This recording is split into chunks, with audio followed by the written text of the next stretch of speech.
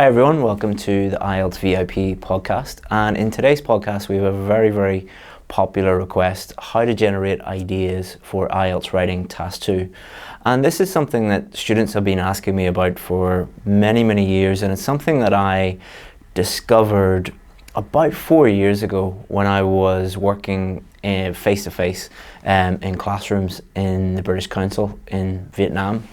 And one thing I noticed with many of my students was a lot of the students were claiming that IELTS idea generation was the most difficult thing in the world, and they were all complaining about it and just saying that they could never think of good ideas for Task 2. And this struck me because all of these students had no problem having conversations with me about things very similar to the questions that come up on Task 2. So one of the things that I would do before a class started is just have a chat with the students. So we would have a chat about normal things that were happening in the world. And one little trick that I used to play with them was I would get a news story that everybody knew about, and I would ask them about it at the start of class.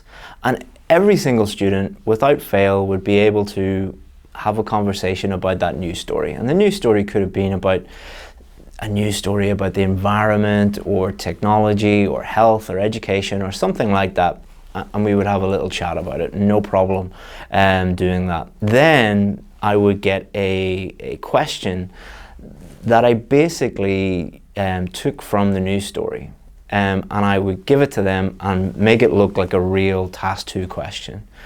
And whenever they saw that, I would say, okay, now go and think of ideas for that. And they all froze, and none of them could actually think of any ideas. So it was a little trick to prove to them that what was happening is they were going into something called test mode. So something that I call test mode is it takes a student who has no problem conversing in English and writing in English and understanding all of these things and turns them into someone who is just totally paralyzed. They cannot think of anything, they cannot operate in English, they cannot do anything. And when you take them out of that test mode, they turn into a normal human being again. So the thing that I was trying to prove to them was IELTS is not the enemy, and it's not the IELTS test that is stopping you from thinking of good ideas, it's you.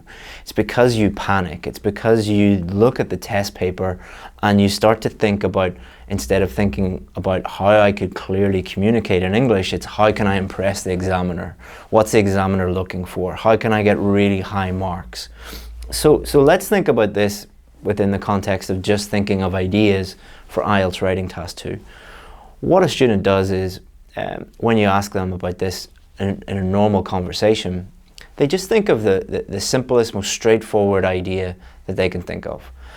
Because that's how people have normal conversations. When you're having a normal conversation with someone and you're having a chat about a news story, you don't try and think of the most complicated, impressive idea possible. Maybe you do, but you'd be a weird person if you did that. Most people just think of the most obvious, simplest, most straightforward thing to talk about.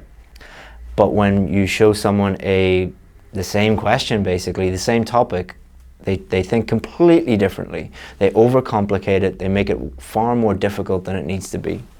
So what's the solution to this problem? Well, the solution to the problem is to normalize the situation, to make the situation as normal as possible. And what I came up with was something called the coffee shop method. So the coffee shop method goes like this. When you open up your paper, do not brainstorm, first of all. Brainstorming does not work. It's a complete and utter waste of time. I could do a whole podcast just on how brainstorming doesn't work. But what you do is don't brainstorm. Just look at the question and try and imagine that you are sitting in a coffee shop with your friend or family member talking about this question, talking about this topic. And they are asking you this question, like, here's the topic, do you agree or disagree with this? Discuss both views, so why would someone think this view? Why would someone think that view? What are the advantages and disadvantages? What are the problems and solutions? Whatever the question is, just imagine yourself sitting there and your friend asks you about that. you would not try and think of the most impressive, complicated idea possible. You just think of the most straightforward, obvious idea. And by doing that, by normalizing the situation, the most obvious, straightforward idea comes into your head and you're able to use that pretty much immediately. So think about the difference between that method and what most students do. What most students do is they see the question, they start to brainstorm, they get a load of ideas. Most of them are not useful. Most of them they can't explain. Most of them they can't use in their test. They've just wasted a lot of time producing irrelevant ideas. The difference between that and the coffee shop method, where you just imagine yourself speaking to someone and them asking you that question in a normal situation, is you spend very, very little time, like I'm talking less than a minute, and you think of the exact correct answer, or not the correct answer, the answer that you can use in your test. And there are so many little things that you can do like that on the IELTS test, and our whole philosophy is just keep it simple. And by doing the opposite to what most students do, which is overcomplicating everything and making things as uncomplicated as possible, to doing the opposite, normalizing it and making it as simple as possible, you're going to get the scores you need. So try that out. It is the key to it is don't try and do it first time in the test. Get some practice questions and try it out, and you'll be amazed at how quickly you think of relevant ideas that are easy to use in the test. And always remember, you don't get extra marks for impressive ideas. You get marks for relevant ideas that you can use, that you can develop in your essay. So next time that you're practicing, try that method and you'll be amazed at how easy it is to think of those ideas. Hope that you enjoy that, and let me know how you get on with that. And if you need any other help with your IELTS preparation, feel free to go to my website, IELTSadvantage.com. So if you just Google IELTS Advantage or put that into your URL, you'll find a lot more articles. And also, thank you very much to everybody who has subscribed to this podcast and has rated the podcast 5 stars. Thank you very much. Really, really appreciate it.